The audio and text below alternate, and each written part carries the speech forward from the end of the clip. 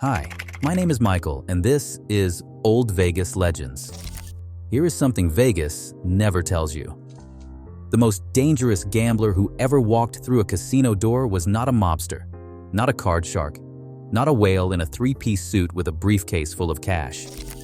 He was a blonde, mulleted professional golfer in pleated pants, chain-smoking cigarettes, sipping Diet Coke, feeding slot machines for 18 hours straight until the sun came up over the Mojave and he had nothing left. His name was John Daly. He lost $60 million. Then he asked Vegas for more.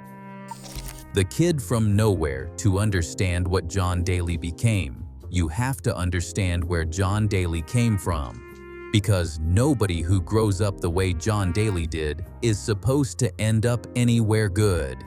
And nobody who ends up anywhere good is supposed to throw it away the way John Daly did. He was born on April 28, 1966, in Carmichael, California.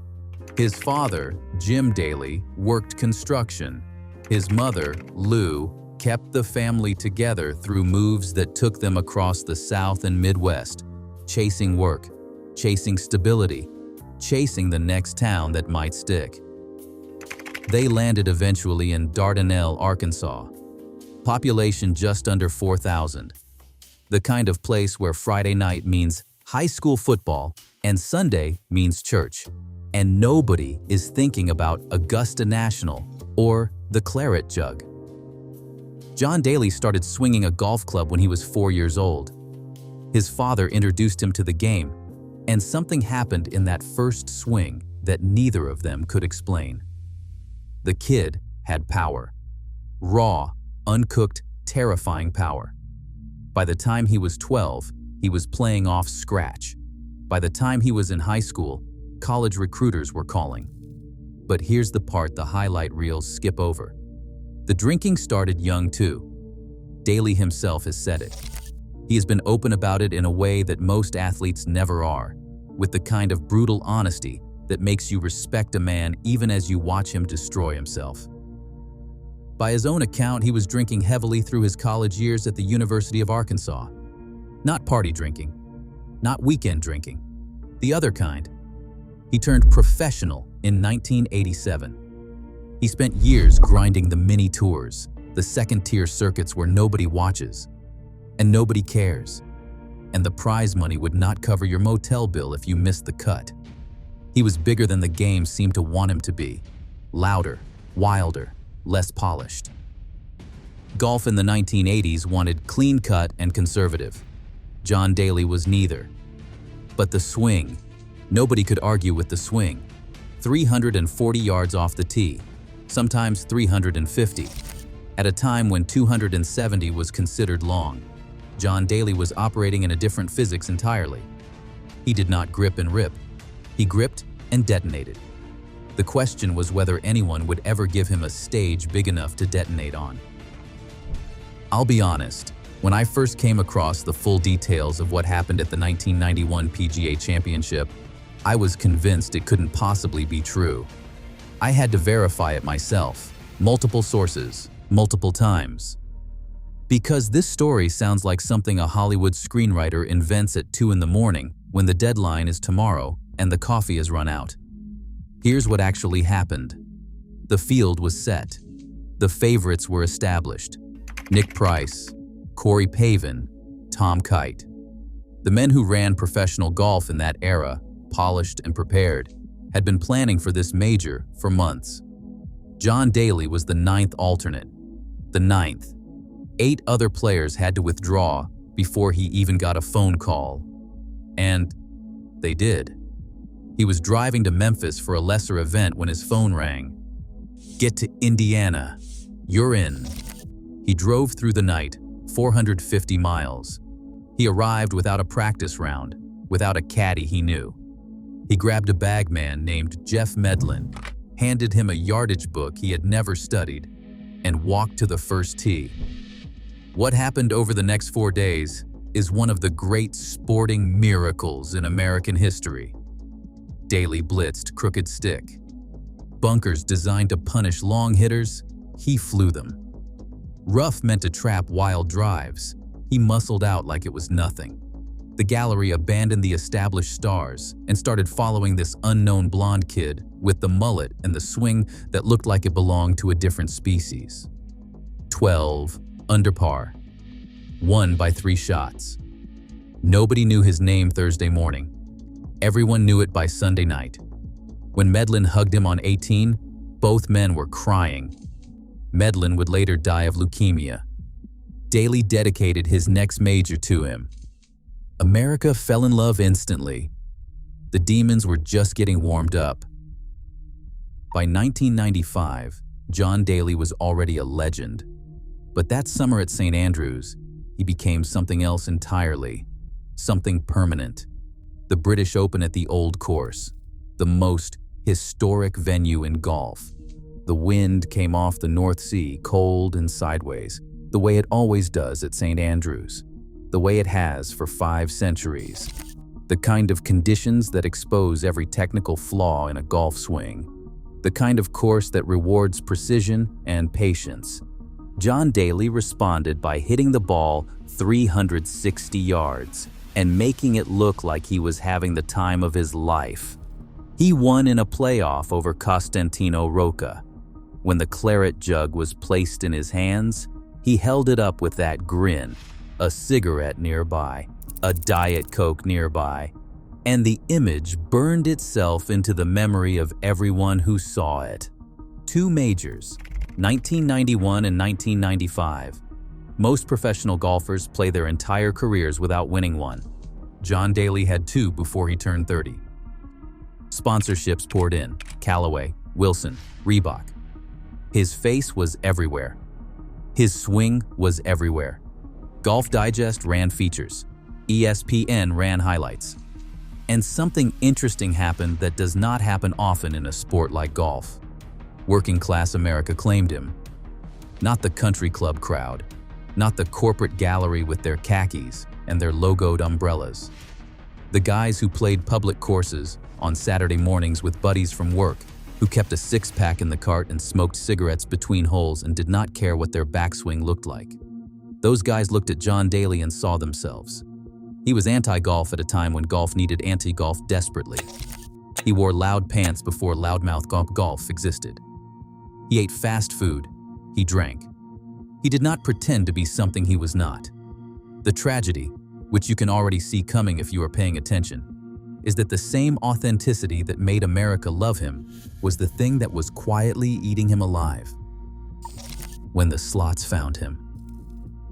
I have been obsessed with the psychology of gambling addiction since I started this channel, and I want to be honest with you about something. I spent 3 hours specifically researching why slot machines, not poker, not sports betting, not the craps table, became John Daly's particular poison. What I found genuinely changed how I understood this whole story. Because most people think of slots as the amateur's game. The old ladies with the bucket of quarters. The tourist who does not know what they are doing. High rollers play baccarat. Serious gamblers play poker. Slots are the consolation prize. But addiction researchers have a different name for slot machines. They call them the crack cocaine of gambling. And they mean it literally, not metaphorically. Slot machines are engineered at a neurological level to produce compulsive behavior. The near-miss effect, where you land 2 jackpot symbols and the third just misses, triggers the same dopamine release as an actual win. The random reinforcement schedule, sometimes you win, sometimes you do not, with no predictable pattern, is the most powerful behavioral conditioning mechanism ever discovered. B.F. Skinner figured this out with pigeons in the 1940s. Casino designers have been perfecting it ever since. And here is the detail that I personally think is the most underrated part of this entire story. Slot machines are solitary. You sit alone. You do not have to talk to anyone. You do not have to perform. You do not have to be Long John Daly, grip it and rip it, the everyman hero. You just sit. You feed the machine. You disappear. For a man who had been performing for the entire world since 1991, who had been the character, the myth, the brand, every single day of his adult life, That disappearance must have felt like relief. Slots gave John Daly somewhere to hide. Las Vegas became his second home. He has talked in interviews about sessions that started in the afternoon and ended when the casino's morning shift arrived. 18 hours, 20 hours, sitting at the machine, feeding it, watching the reels spin, ordering another Diet Coke from a cocktail waitress who recognized him, but knew better than to say anything. The golf kept happening alongside all of this. He kept showing up to tournaments. He kept hitting it 340 yards. He kept making cuts and missing cuts and withdrawing and returning. His personal life was collapsing in real time. 4 marriages, rehab stints, a DUI, a domestic incident outside a Hooters in North Carolina that resulted in a 6-month suspension from the PGA Tour.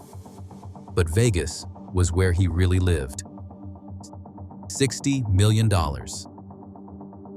In 2006, John Daly published his autobiography. He called it My Life in and Out of the Rough. In that book, he wrote a sentence that stopped the sports world cold. He said he had lost, over the course of his gambling career, somewhere between $50 and $60 million. $50 to $60 million.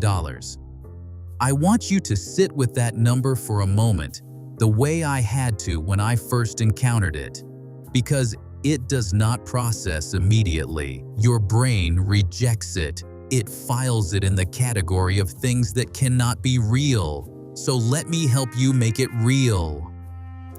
John Daly's career earnings on the PGA Tour total approximately $9.9 million. That means the $60 million he lost at slot machines was approximately 6 times everything he ever earned playing professional golf.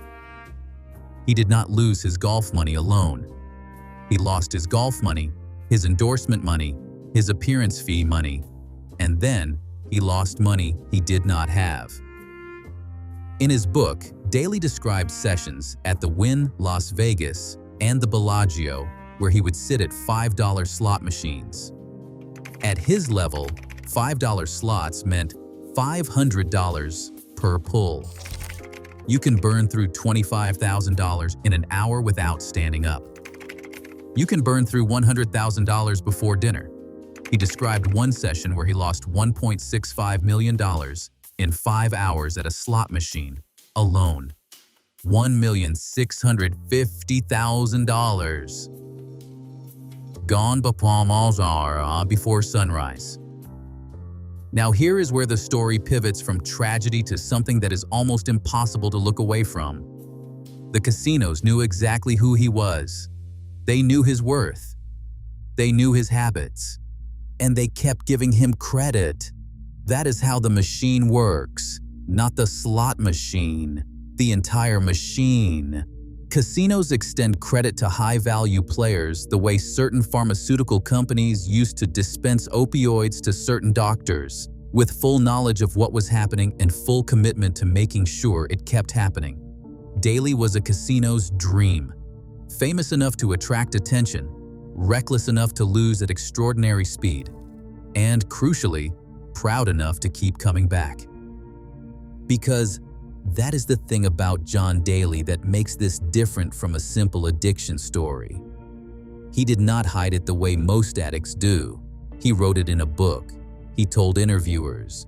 He sat across from reporters and said, "Yes, I lost $60 million at slot machines," and delivered it with that grin that made you unsure whether to laugh or cry. Some people interpreted that as bravado. Some interpreted it as a cry for help. I think it was both simultaneously, which is the most human thing in the world and the saddest. Then, he asked for more credit. This is the part of the story that I find myself randomly thinking about at 2 in the morning. It just refuses to leave you. After John Daly had publicly admitted in a widely read autobiography that he had lost $60 million gambling, after the number had been reported by every sports outlet in America, after the story had been discussed on every radio show and television program that covered sports, John Daly went back to Las Vegas casinos and asked for additional credit. Read that again. He told the world he lost $60 million. Then he asked the people who took it from him for more. Now, some accounts vary on which specific casinos he approached and exactly when these requests occurred. What is documented is that Daly continued gambling heavily after the book's publication, that he continued receiving casino credit from various establishments, and that by his own admission, the behavior did not stop simply because he had confessed to it in print. And honestly, I find myself less angry at the casinos than you might expect. Because here is the thing about addiction that most people who have not lived it do not fully understand. Confession is not recovery. Acknowledgement is not cessation. A man can write a book about drowning and still walk back into the ocean. John Daly knew what he was doing. He knew what it cost. He knew what he'd lost. He walked back anyway. That's not stupidity. That's not carelessness. That's the architecture of addiction operating exactly as designed.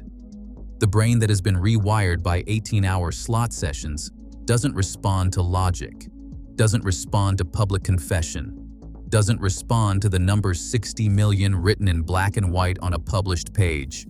It responds to the machine. Just one more pull, just one more session, just get the credit, sit down, and disappear for a while. The casinos, to the surprise of absolutely nobody who has ever studied how Las Vegas actually operates, were willing to facilitate exactly that. Because John Daly walking through your door is worth something even if he eventually costs you money. The man is a brand. The man is a spectacle. Other gamblers see Long John Daly sitting at a slot machine and they feel something. Oh. They feel permission. If he can do it, so can I. They sit down next to him and start feeding their own machines. He was, without intending to be, a marketing asset for the industry that was destroying him. The sponsors, who stayed. Anyway, here is the part of this story that makes me laugh out loud. Not because it is funny exactly, but because it is so perfectly, precisely American, that there is no other response available to a reasonable person. While John Daly was losing $60 million at slot machines and getting suspended from the PGA Tour and cycling through marriages and rehab facilities and making headlines for all the wrong reasons, corporate America mostly refused to quit him. Hooters, the restaurant chain, sponsored John Daly. They put his name on their brand and his face on their materials. They sent him to tournaments with a Hooters logo on his bag, and nobody at Hooters apparently had a meeting where someone said, "Are we sure about this guy?" Loudmouth Golf, the clothing company famous for the loudest, most aggressively patterned pants in the history of athletic apparel, built an entire relationship with Daly that lasted years. If you are selling pants that look like they were designed by someone who ate a bag of Skittles and then had a fever dream, John Daly is your exact and perfect ambassador. The thing is, and this is what I find genuinely fascinating about the business side of this story, the sponsors were not wrong. From a pure marketing perspective, John Daly delivered. People watched him. People talked about him. Nobody was neutral about John Daly. You either loved him or you thought he was a disaster. And either way, you knew his name and you remembered what he was wearing. In an era before social media, before viral moments, before influencer culture, John Daly was doing something that today would make him worth $50 million in endorsements. He was being completely, unfilterably himself at all times. The tragedy is that being completely himself included the slot machines. The slot machines were winning. What Vegas took and what it couldn't. By the time the gambling story had fully entered public consciousness, the rest of John Daly's life had accumulated its own separate catalog of wreckage. 4 marriages. One of his wives was eventually arrested for money laundering connected to a cocaine distribution ring. That's a sentence I had to type twice because the first time my brain suggested I'd made an error. I hadn't. Multiple rehab stints. A 6-month tour suspension after police found him rolling around outside a Hooters in North Carolina, intoxicated at 2 in the morning. He was 50 years old. The weight battles became their own public spectacle. Lap band surgery in 2009. He lost the weight. He gained it back. The body was keeping its own score. And then, 2019, bladder cancer, stage 4. He announced it himself on Twitter with the same unfiltered directness he'd always had. He was going to keep playing golf. He was going to keep showing up, and he did. Does he still gamble? His answers have never been quite yes and never quite no. People who have lived with addiction will recognize that dance immediately. The truth is complicated, and the world keeps asking simple questions. Here's what Vegas took: $60 million, 4 marriages, years of a career that could have been the greatest the sport ever saw. Here's what Vegas couldn't take: 1991, crooked stick. The 9th alternate who drove through the night and won the PGA Championship. That's in the record books, and the record books don't have a cage. 1995 St. Andrews, the claret jug, the grin. The fact that people still show up to watch him, not out of pity, but out of genuine possibility. That's a rare thing. Vegas can empty your bank account. It cannot touch that. So what do we do with John Daly? Because he doesn't fit the stories we usually tell. He's not a villain. He's not quite a hero. He's not a cautionary tale that ends neatly with redemption or ruin. He's something messier and more honest than any of those categories. He is a man of extraordinary, God-given talent who found in a slot machine something that the golf course, for all its satisfactions, couldn't provide: anonymity, silence, a place to not be Long John Daly for a few hours. And that need, that very human, very understandable need to stop performing and just disappear, cost him $60 million and probably cost him a legacy that could have been the greatest the sport has ever seen. Las Vegas didn't create John Daly's addiction. The addiction was there before Vegas, in the drinking that started young, in the chaos that followed him from Dardanelle to the PGA Tour. Vegas just gave it a room to live in and a machine to feed. Vegas is very good at that. It's the thing Vegas does better than anything else on earth. It finds the door that's already cracked open, and it pushes. The detail that stays with me, the one I keep coming back to, is not the 60 million. The number is staggering, but it's abstract. It's too big to feel. What I keep coming back to is the image of him sitting there, alone, at 2 in the morning, in a casino that knows exactly who he is and exactly what he's doing, and is perfectly happy to keep the machines running and the Diet Coke coming.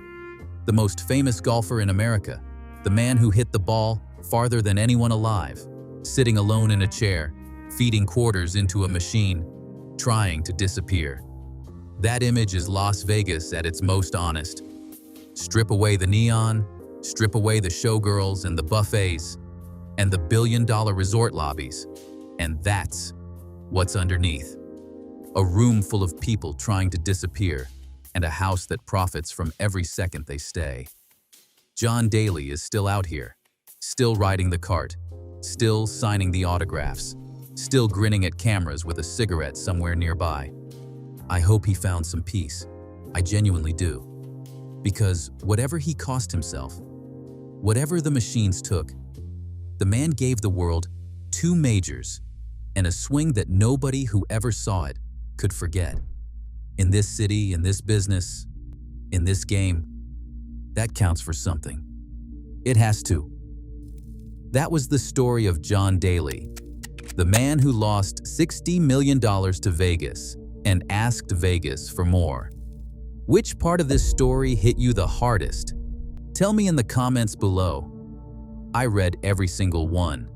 And if you love discovering the real stories behind the legends, the ones they don't put in the highlight reels, hit subscribe, because every legend has a story, and Vegas never forgets.